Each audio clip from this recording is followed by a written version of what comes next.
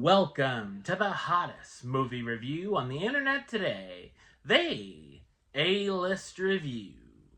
I'm your host, the Game Changer, Wes Troop, and it's time to go back to the theater.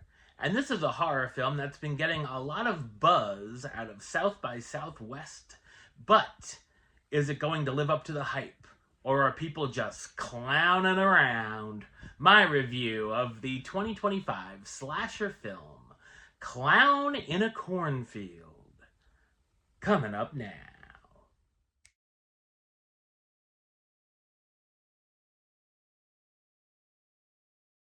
A fading Midwestern town in which Frendo the Clown, a symbol of bygone success, reemerges as a terrifying scourge. So what did I think of Clown in a Cornfield? I thought it's an uneven and muddled horror slasher film. It's based on the 2020 novel of the same name by Adam Caesar. The film is directed by Eli Craig, who's known for directing films such as Tucker and Dale vs. Evil and Little Evil.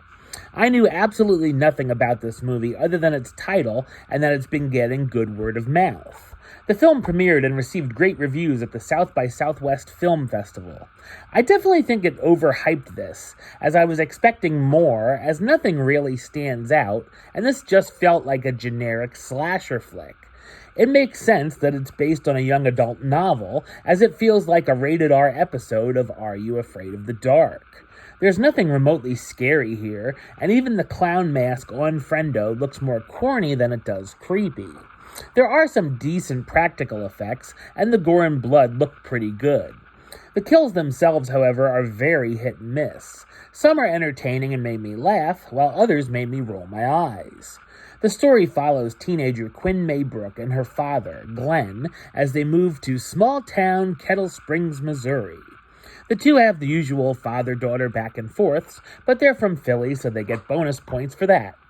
Kettle Springs is a by-the-books horror small town where they're preparing for their big annual Founders Day celebration, where they salute their corn syrup brand and the mascot, a clown named Frendo. Quinn automatically becomes friends with a group of popular troublemakers who constantly seem to be irking the rest of the town, and they also happen to be YouTube video creators. They film videos making fun of Frendo and portraying him as a killer clown. But what if he actually is a killer clown that's stalking them? The film piles on the cliches and tropes from the Horror Movie 101 textbook, including non-scary jump scares, all the way to supposed to be creepy mini Jack-in-the-Box. There are lots of red herrings put into play with who Frendo might be, but we immediately realize that this is a red herring, and it doesn't actually end up tricking the audience. When what's actually happening is revealed, I wish it had been more clever, as it feels very lackluster and brings the pacing to a screeching halt.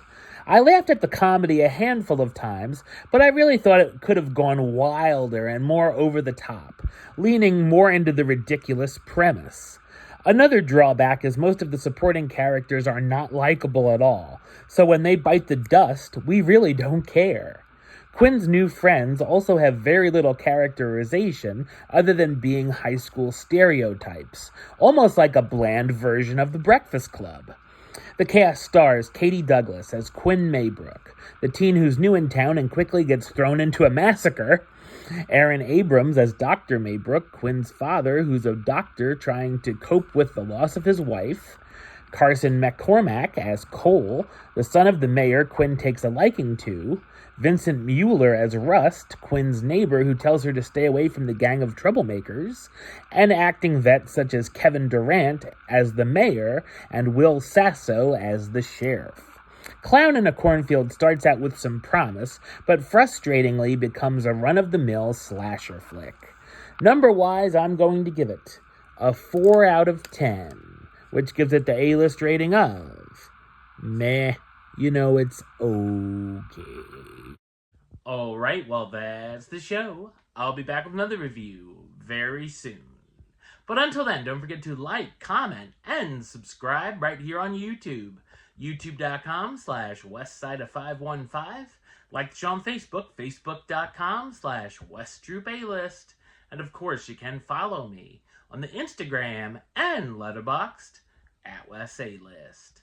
Until next time, Troop out.